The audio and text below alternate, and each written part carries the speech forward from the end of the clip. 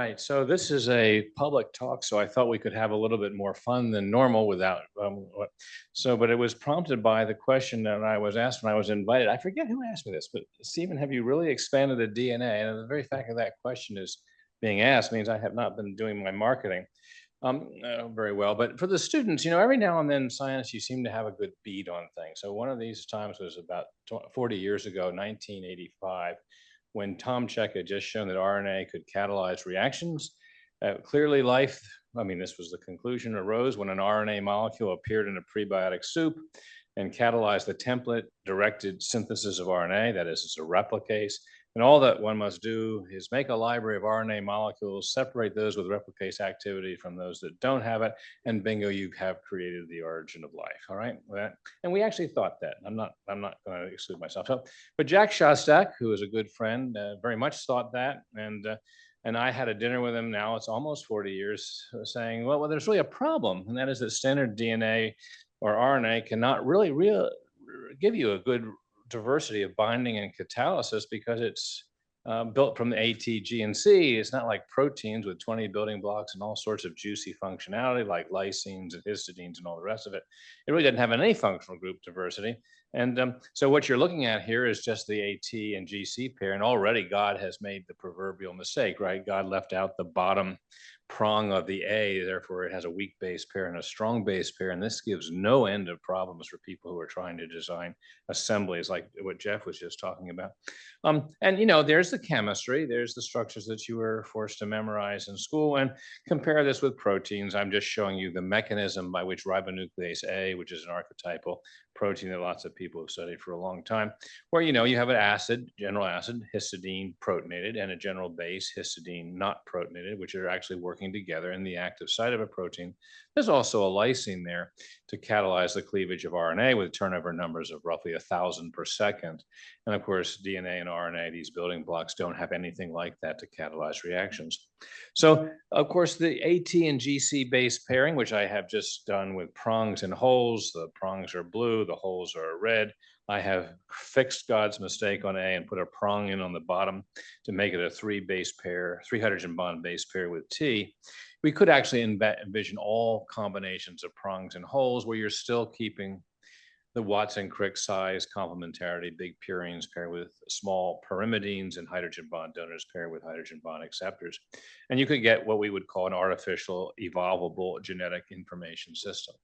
So always get your notebook signed. I don't know whether we sign notebooks anymore, but you're supposed to get your notebook signed because there's the notebook from 1985 where we drew out, this is me as a student drawing out all the structures that we're going to make and the functional groups we were going to add. And you'll notice in the comment, which I've actually put in bold so that you can't miss it, by adding functional groups to nucleic acids, we should enhance their catalytic potential, like Check's RNA, but better. So Jack didn't think much of this. This was, of course, going to be a big project. I had just been, U.S. funding system does not do big projects, just grants notwithstanding. But the point is I was moving to Switzerland to make this, diversity by expanding the DNA alphabet and putting functional groups on the extra genetic letters. And Jack said, well, you're going to need a decade to synthesize the additional nucleotides and another decade to get polymerases that replicate them.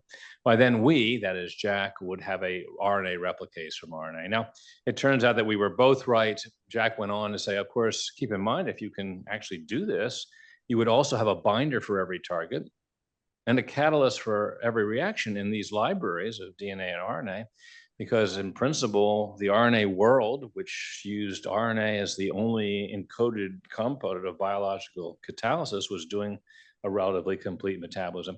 And of course, the punchline is a drug for every disease. And that's, of course, was Larry Gold's promise, right? You would be able to evolve from a library of 10 to the 14th different nucleic acid molecules, something that would bind anything that you wanted, catalyze anything you wanted, and therefore you could use the binding and catalysis to, say, destroy protein death ligand 1 outside the cell by having a RNA or DNA enzyme that catalyzes its cleavage, or you could do anything of the nature to have a drug for every disease. Now, it turns out that we were both right. It's not been 20 years, it's been 40 years. And Jack still does not have a replicase, just for the record. So that's cool. So there's one version of the expanded genetic alphabet with every bond in the evolvable genetic information system, right? This is the Calvin and Hobbes line. So Stephen, you want to play God? And Calvin says, well, not exactly. God did not bother to patent anything. So, but there you are. So the reds and blues are hydrogen bonds, acceptors and donors. They're matching and they're forming Watson-Crick base pairs with big and small.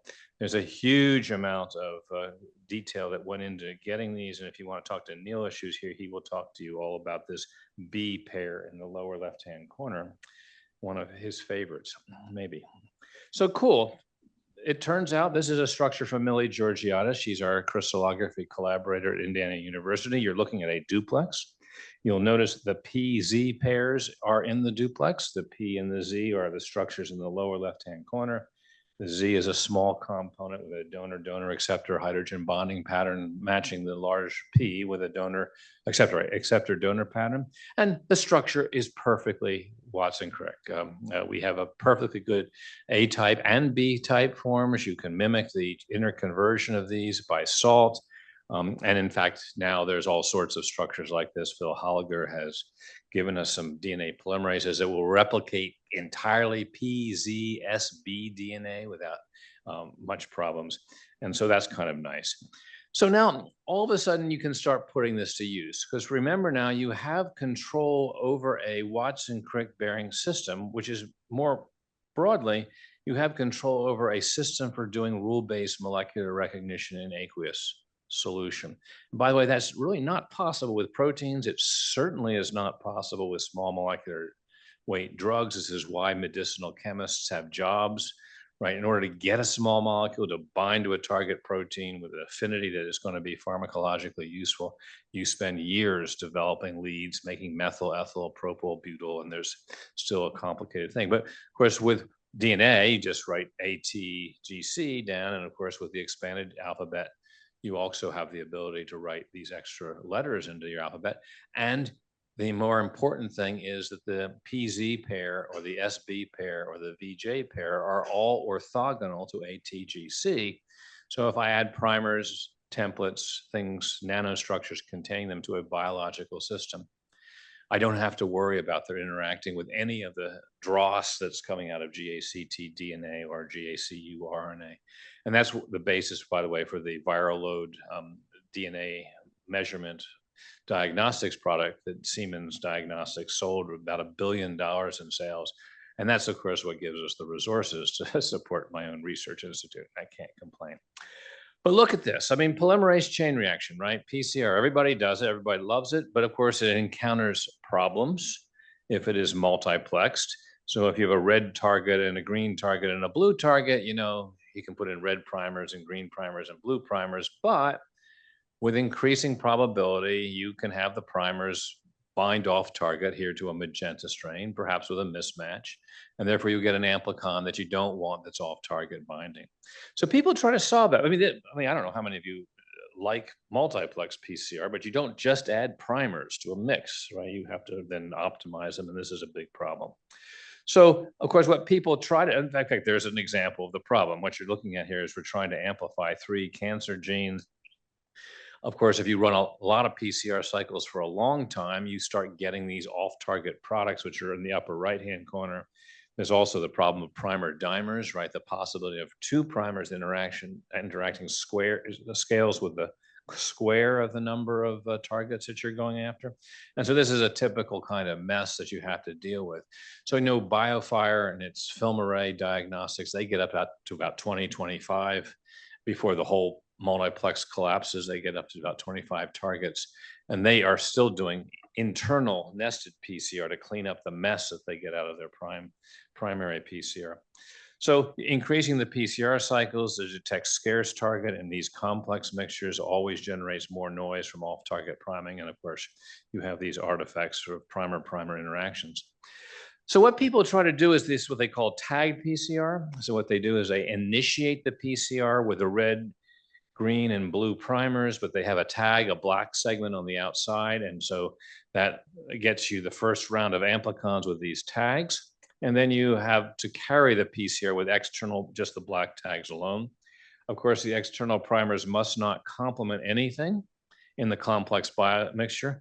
So the question is, what do you make them from? Well, if you've been following expanded genetic alphabets, you make them from expanded DNA alphabets, right? So you start putting P and Z into the external primers. What does that do? Well, you're putting a large amount of external primers into the system.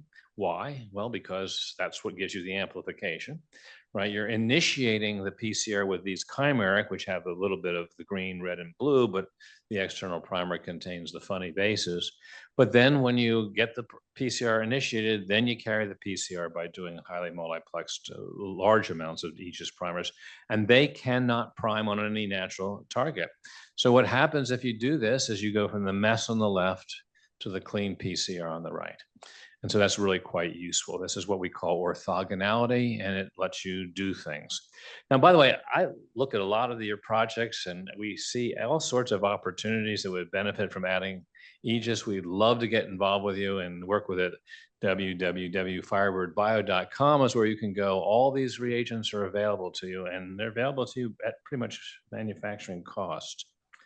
So cool. So now we have to do laboratory in vitro evolution with this. I am not going to go through all the things that Jack promised, which is all the heartache of creating the DNA polymerases that would copy these things. There was a lot.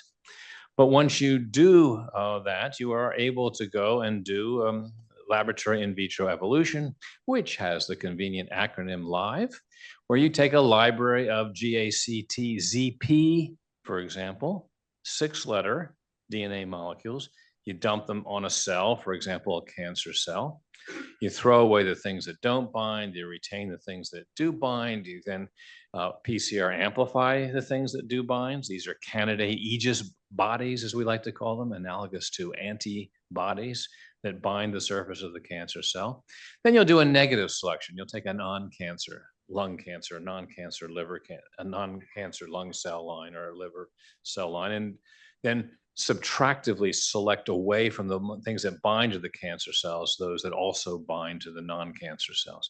So you end up with a pool after you PCR amplify those survivors of molecules that bind to cancer cells, but not to non-cancer cells. And that's kind of important. So, I mean, you can do this with proteins. This is just an example from Elisa Biondi, where we have done 6-letter AEGIS live, an artificially evolvable genetic information system and laboratory in vitro evolution against anthrax. This was something that we did for the Department of Defense. And you get these structures.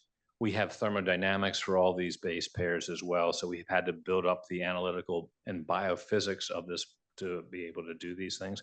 And great, it actually binds to the protective antigen, which in anthrax forms a complex with lethal factor, and that's what kills you. This prevents the combination from occurring and prevents you from being killed. Cool. But then also catalysis. This was done also with Elisa's techs, Craig Jerome and Zhu Wang Peng, who I've actually shown here. Again, what we've done here is, in this case, used AEGIS DNA Live to select for catalysts, things that cleave RNA in this particular case. Again, what we are saying that with a 6-letter AEGIS library, you get catalysts at cycle 9. By the way, we never get catalysts with GACT 4-letter DNA with short libraries. You have to have longer libraries to get them. So you have about 100,000, that a library of 6-letter AEGIS DNA is maybe 10 to the 5th richer as a reservoir of catalysts than just a 4-letter library. And you can answer the question why. These are molecules that actually have 2 Z's in them. They have a pH rate profile. That's what you're seeing. So the high pH, they don't work very well. At low pH, they don't work very well. But at pH 7, they work well. And that's because one of the Z's is protonated and one of the Z's is deprotonated. And in fact, I've now drawn the mechanism that we think is working in these AEGIS zymes. It's operating with 2 Z's to cleave RNA. And it's analogous to what goes on in the protein, except with the protein, you use histidine as the base and protonated histidine as the general acid, whereas in AEGIS zyme, you use deprotonated Z and protonated Z as the general base and general acid, respectively. So that's kind of good. So this is DNA, but with protein-like functional groups, right? So you have a directly evolvable system. You don't have to do phage display or any of this. I mean, I don't know if any of you tried phage display. It's very complicated to get to work. But here you can have one biopolymer which does both proteins and is also directly replicable and therefore directly evolvable. So that's kind of fun. So again, you can get Aegis bodies that bind to the surface of cancer cells, as I alluded to, using this cycle, starting with libraries of 6-letter DNA and doing positive and negative selection. We've done this for breast cancer, liver cancer. I'll show you in a minute some data from lung cancer. What we find is, of course, in the good old days, this is now 10 years ago, where we did not have very good polymerases, so we were fighting the loss of ZP pairs. And so you had to really have a strong positive selection for binding. But never mind, the molecules that are coming out with 10 to 100 nanomolar all have Z's and P's in them. We also get some that don't have any Z's and P's in them, but they are binding at 1,000 to 100 nanomolar dissociation constant. So Aegis bodies with Z and P are statistically tighter binding, and they also arise sooner in a selection. And that's even 10 years ago when our polymerases were still not doing a very good job. So never mind, after 11 rounds with liver cancer cells, that was breast cancer I showed you, we can actually get these particular molecules to evolve. Again, the Z has a very unusual feature. It has this nitro group, which is in magenta here. Nitro is sort of a universal binder, sort of think nitrocellulose. And of course, you rely on the evolution of the library now to position that binder in the correct position to get specificity. So that's kind of fun. But then you can go back and say, wait, we just raised an Aegis body that binds to a cancer cell. We've subtracted out the Aegis bodies that bind to normal cells, but we don't know what target they bind, right? We don't know what there is on the cell that they're binding to, but you can now use the Aegis body like you would use an antibody. You can use it as a reagent to pull down the protein that's on the surface of the cancer cell. And you'll see with the little triangles, T1 and T2, for one of these Aegis bodies that Li-Chin Zhang pulled down. He's now at Peking University. And then you go do proteomics on it, and you discover it's XRCC5, which is, well, I mean, it has a bunch of things, X-ray repair cross-complementing protein, which of course is a descriptor that doesn't tell you a lot about it, but it actually does have a literature associated with cancer. But, we generate lots of Aegis bodies that bind to different targets on the same cancer cell. And so here's another one that was pulled down. This is GRP. I love these names. This is a glucose-related protein, right? So there are other names. It has lots of names, as you might. And of course, you got to keep in mind that since the origins of life is astrobiology, and we actually set out to do this to try to understand what life on Mars might look like if it had a different genetic system, we're actually using this to discover the targets on cancer cells. And of course, and when you know the targets, and if you have the Aegis bodies that bind to the targets, you can then conjugate the Aegis bodies to a nanotrain that will deliver drugs to those targets selectively. So this is a case where we took the XRCC5 Aegis body, conjugated it to a nanotrain that was carrying doxorubicin, and it kills selectively the liver cancer cells in this particular case. And the Aegis body is actually internalized with the doxorubicin containing train. So now the question is, how much better? Well, 20 years ago, Weiheng Tan targeted a CEM leukemia cell.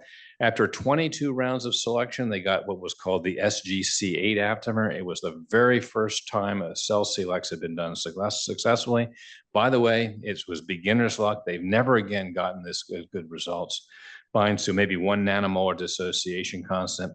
So Bang Wang, who is working in the lab now, made an Aegis library, which of course has 5 or 6 letters in it, Z and P. He targeted the same cells, and he got binders in 3 rounds. In fact, you can see them. So the blue, this is a flow cytometry study where the vertical axis is how many cells have a certain level of fluorescent painting due to a fluorescently tagged Aegis body. The axis here is the intensity of the fluorescent cells. So after 3 rounds, SGC is still better than round 1, round 2, round 3, and round 4. That is R1, R2, R3, and R4. But we're getting it in 3 rounds out of a 10 to the 14th library.